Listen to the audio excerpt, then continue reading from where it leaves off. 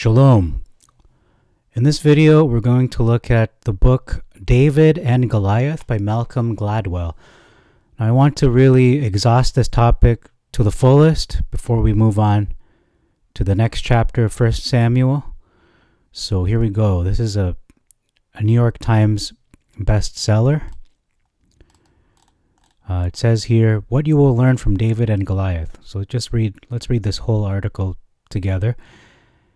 David and Goliath is an investigation into what happens when the underdog is forced to face an outsized challenge. Maybe outsized. In this book, Malcolm Gladwell asks us to reconsider how we perceive obstacles and disadvantages in our lives.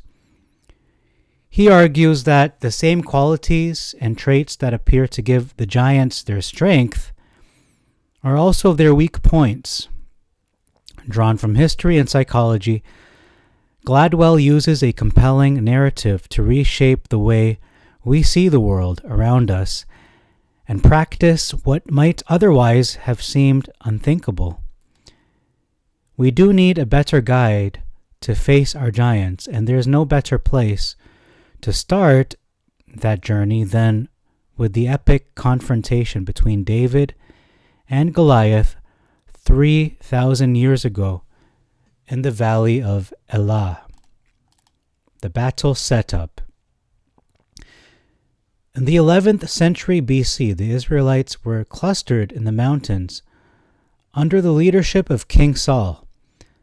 The Philistines from Crete had taken to sea, landed in Palestine, and began moving east, winding their way upstream along the floor of the Elah Valley, with the goal of capturing the mountain ridge near Bethlehem and splitting Saul's kingdom in half. The Philistines were battle-tested and dangerous, and the sworn enemies of the Israelites. That remains to this day. If you can't see that.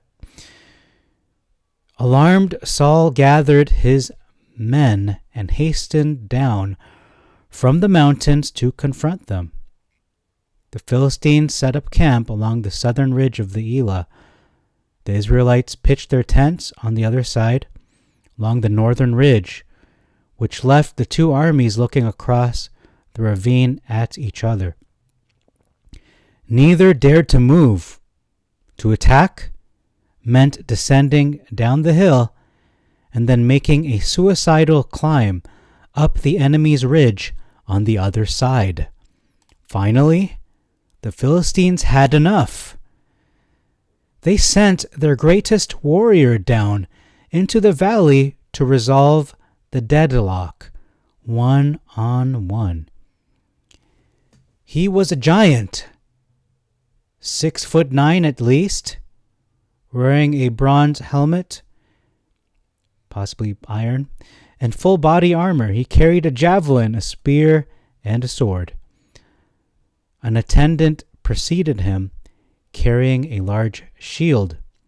The giant faced the Israelites and shouted out, "Choose you a man and let him come down to me. If he prevails in a battle against me and strikes me down, we shall be slaves to you. But if I prevail and strike him down, you will be slaves to us and serve us." In the Israelite camp, no one moved. Who could win against such a terrifying opponent?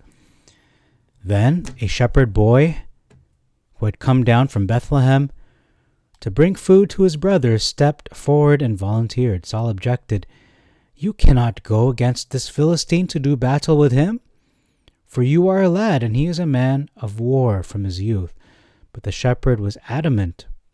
He had faced more ferocious opponents than this, he argued.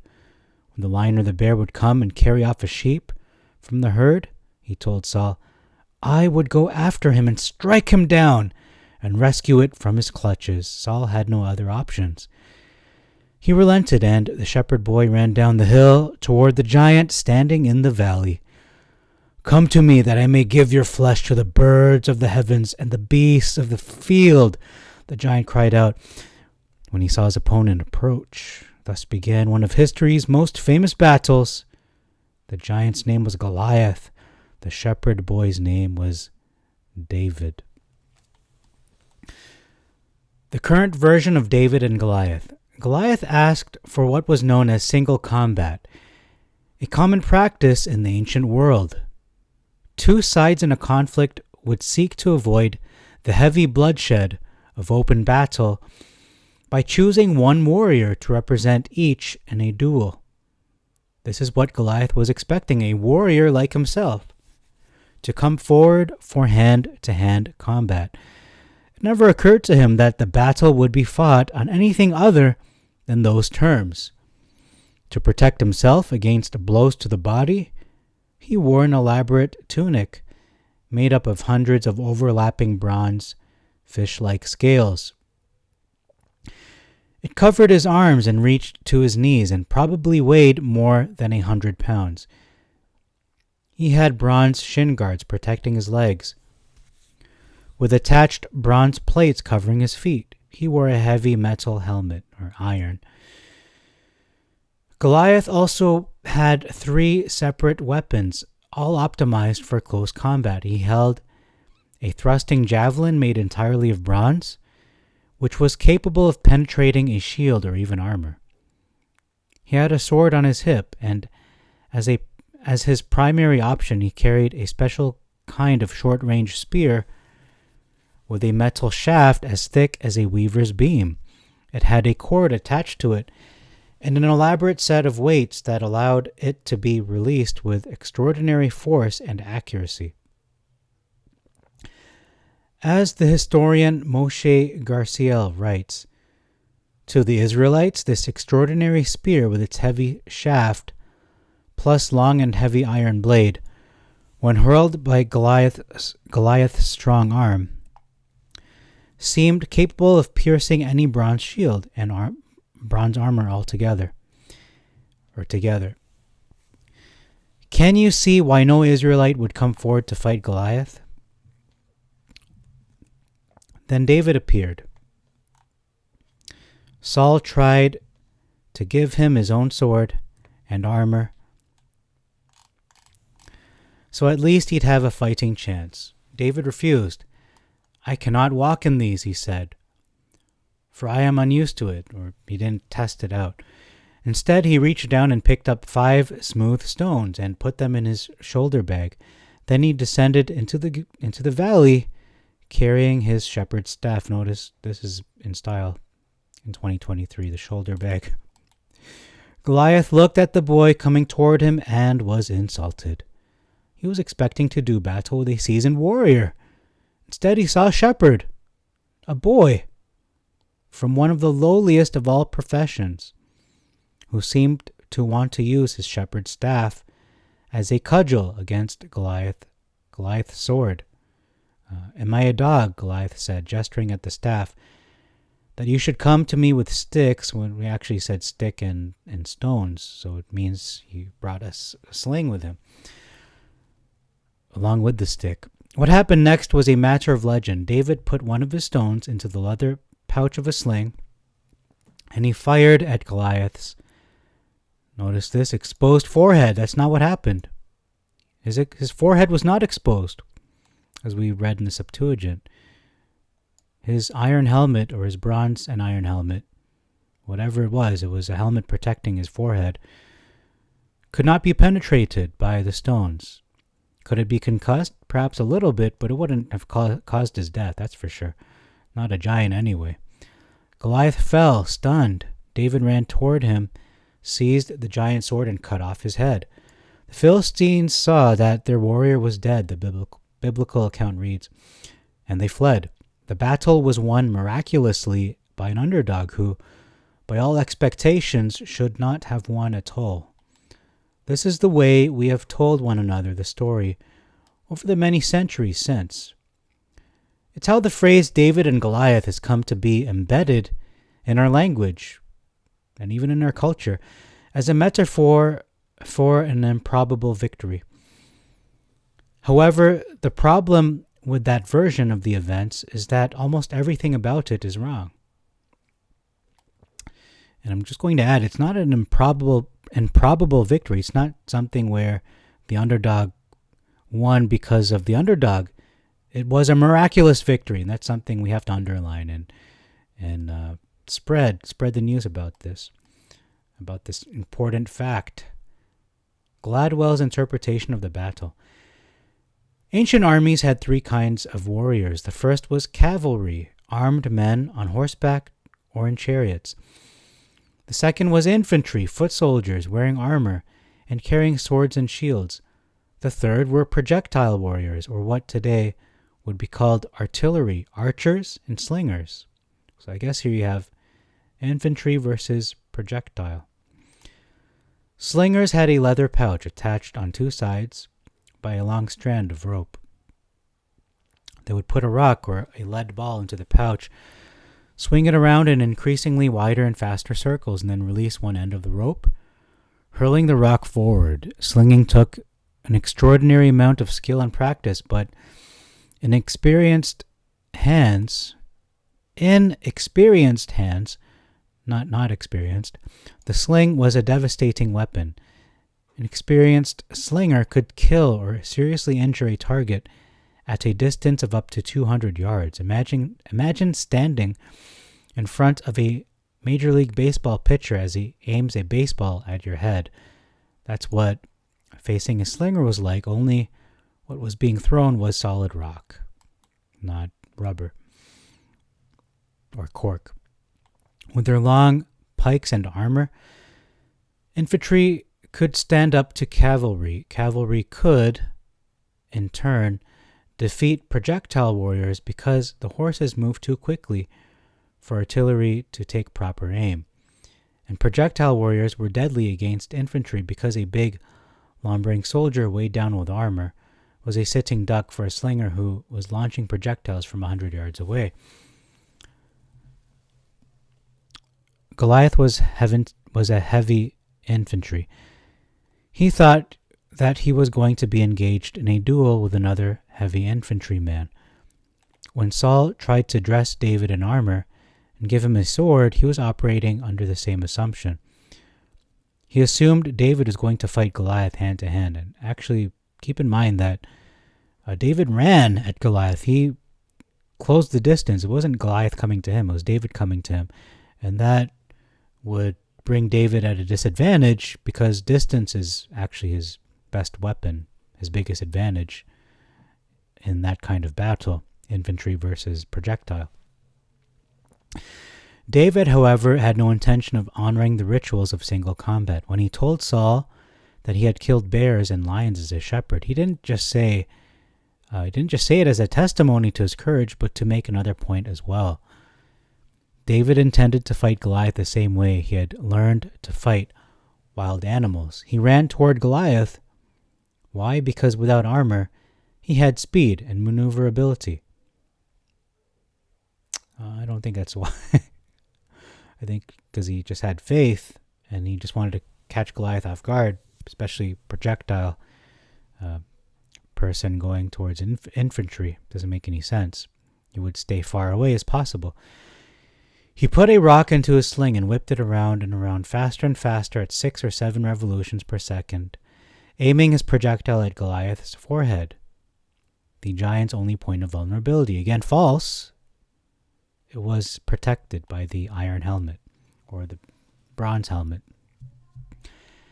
Eitan Hirsch, a ballistics expert with the Israeli Defense Forces, recently did a series of calculations showing that a typical size stone hurled by an expert slinger at a distance of 35 meters would have hit Goliath's head with a velocity of 34 meters per second. This would have been more than enough to penetrate his skull and render him unconscious or dead. In terms of stopping power, that is equivalent to a fair-sized modern handgun. But I have to interject here. An iron helmet or bronze helmet or a hybrid of iron/bronze would stop a stone. It would have stopped a stone. It would maybe caused a small dent, but would not have killed him. His forehead was not exposed. I repeat, was not exposed.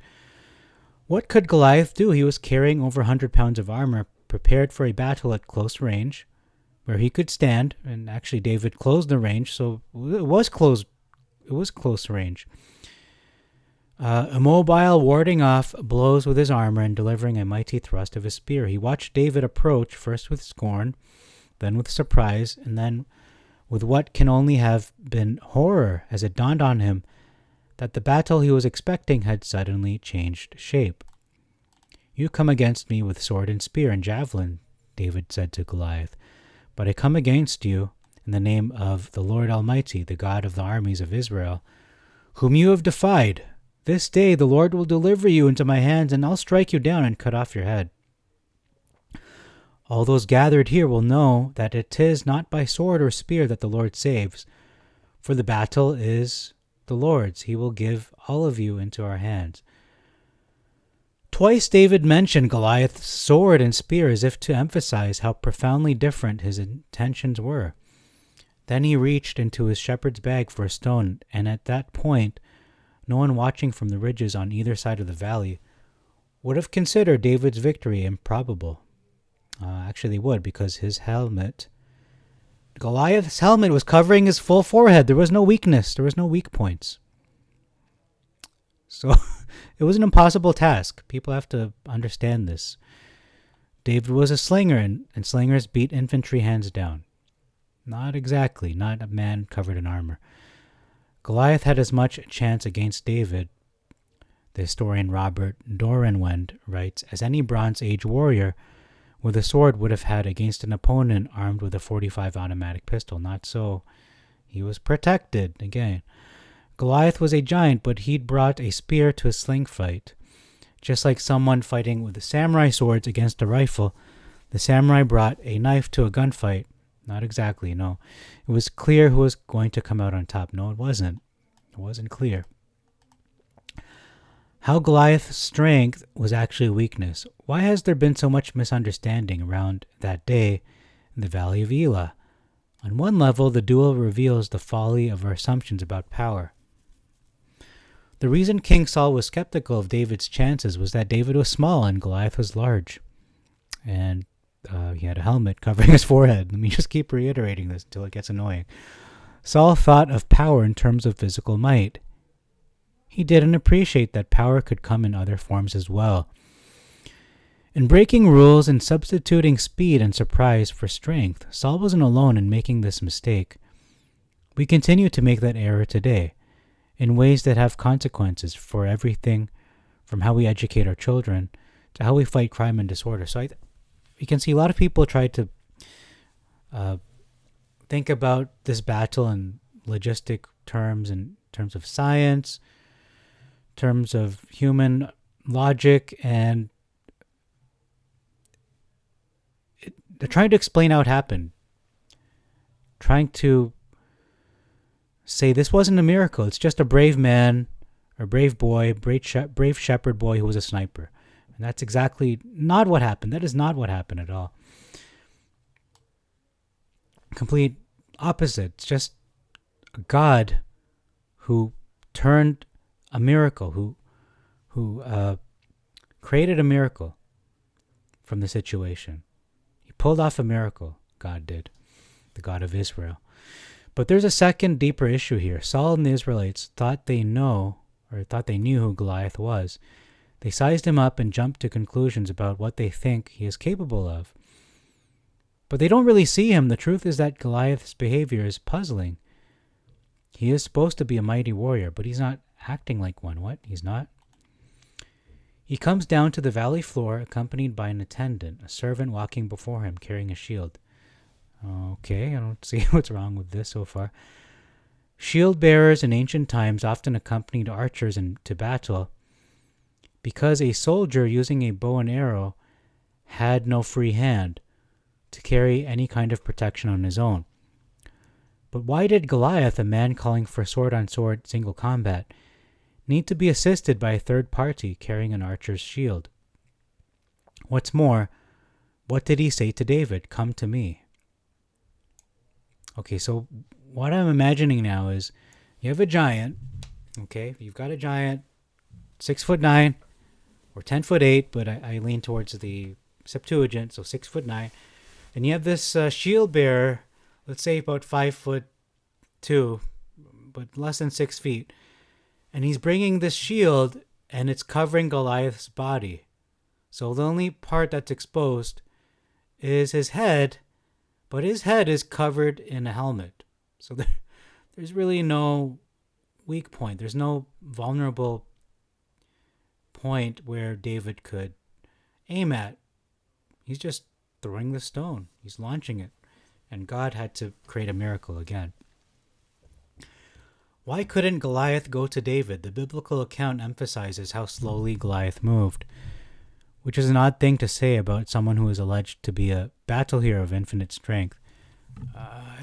Doesn't say he moved slow. It's just people putting their own interpretation and putting in words that don't exist there. What if Goliath was fast? We don't know if he was fast or slow. We just don't know.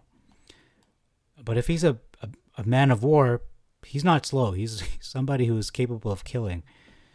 If you're slow, you would be probably dead already. You wouldn't be alive. You wouldn't have survived so many different wars and battles, which Goliath is a battle-hardened man, a giant, a champion.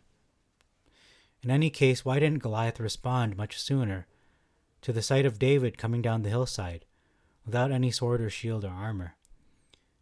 When he first saw David, his first reaction was feeling insulted when he should be terrified. What? Oh man, this is just ridiculous. Okay. He seemed oblivious to what was happening around him. There was even that strange comment after he finally spotted David with his shepherd's staff. Am I a dog that you should come to me with sticks? David was holding only one stick, and that's true because he was holding perhaps a stick sling. So stick in one hand, sling in the other, because it is a combination weapon. Supposedly, not saying this is a fact, but large possibility, a strong possibility. Now we end it with this subtitle here, Goliath's medical condition.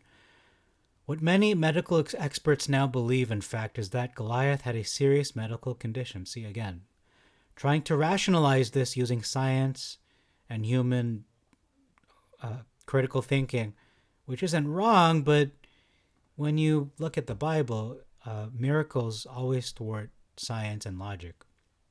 It defies physics. It defies human understanding. He looked and sounded like someone suffering from what is called acromegaly, a disease caused by a benign tumor of the... Okay, if he really had this condition, he would be dead already. He wouldn't have survived all these battles. He would be too slow to fight anybody, to be honest. This weakness would have been exploited. The tumor causes an overproduction of human growth hormone, which would explain Goliath's extraordinary size. No, he's just a giant, okay? Tyson Fury, heavyweight champion, is not suffering from acromegaly either. He's just very large. Furthermore, one of the common side effects of acromegaly is vision problems. Anyway, I'm going to keep going. Just going to shake my head. No. Pituitary tumors can grow to the point where they compress the nerves leading to the eyes, often resulting in severely restricted sight and diplopia, double vision. Why was Goliath led onto the valley or into the valley floor by an attendant? Because the attendant was his visual... It's going to face palm right now, really? So Goliath was blind now. Why did he move so slowly? Because the world around him was a blur. Okay, if he had blurry vision, if he had blurred vision, he would not be a champion. He would be in the hospital. He would not be put in the front lines to represent all the Philistines. If he was in any way, shape, or form, what's the word? Where God says a sacrifice is blemished. So basically, if he was blemished, they would only bring their best, their strongest, their smartest, their mightiest warrior. And that's what Goliath was. Trying to rationalize it and explain it away like this is just a disgrace. It really is a disgrace.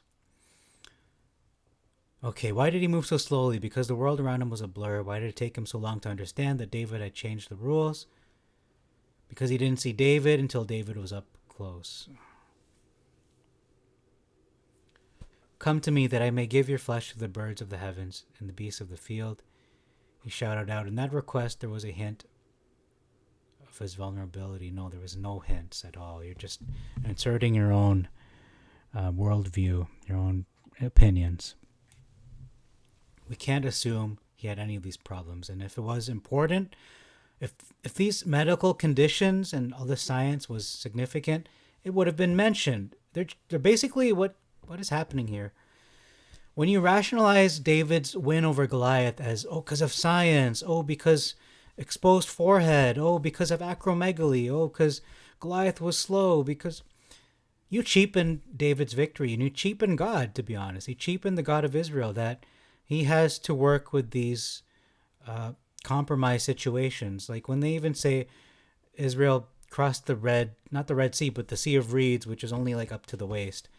Cheapens God. Like he couldn't, like he's not strong enough to surmount these obstacles.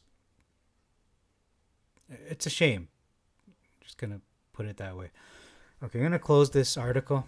I don't even know if I'm gonna post this anymore, but if I post it, it's posted. If I don't, it's not.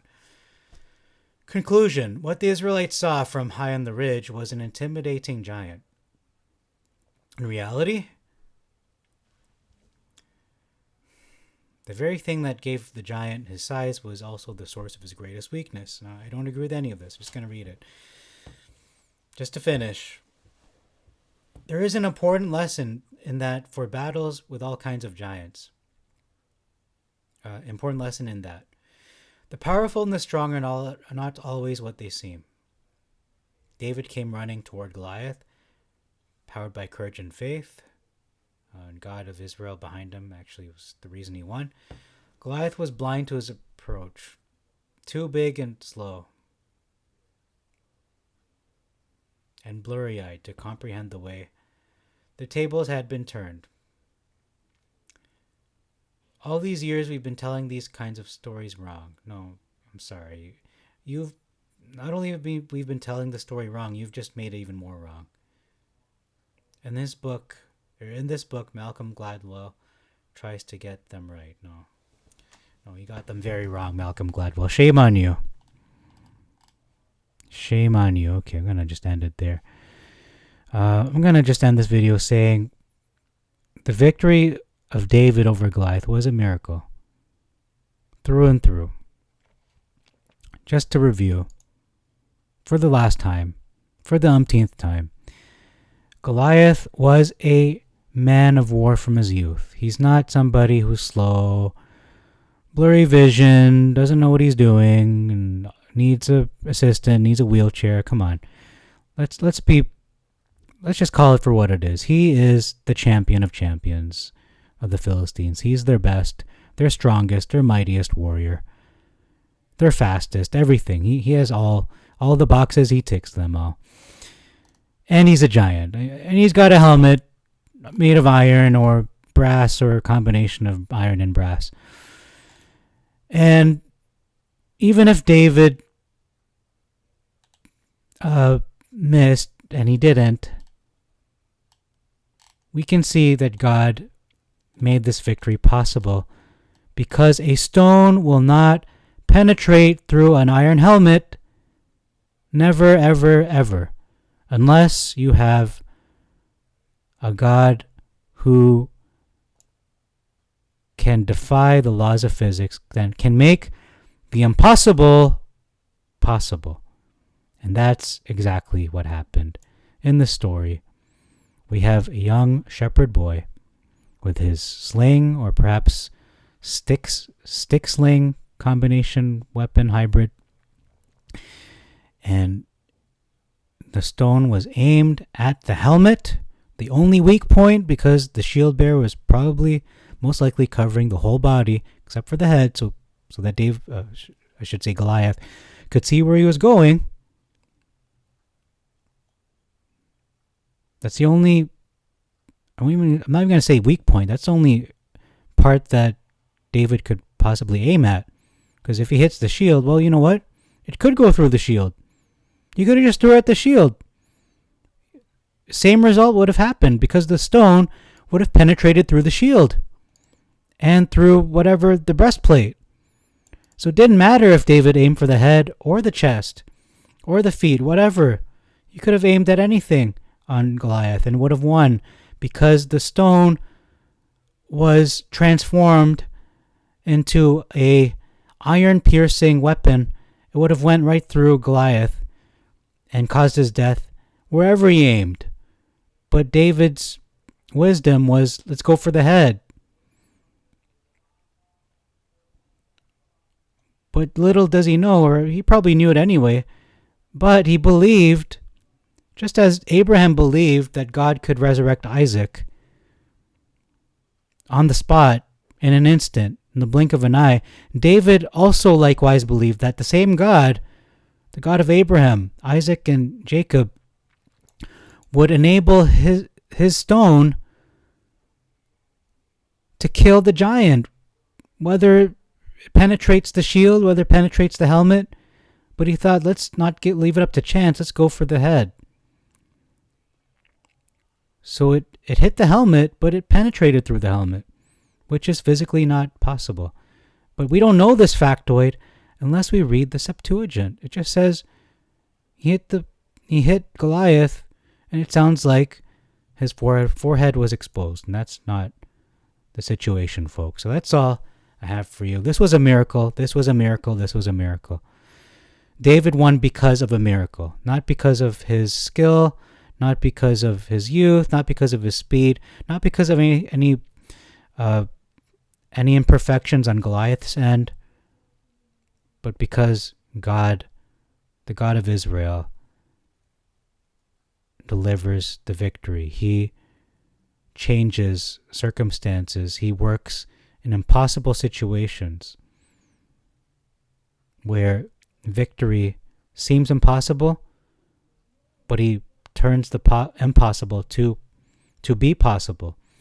So that's all I have for you this video. I don't know if I'm going to upload this, but if I do, I do. If I don't, then I didn't.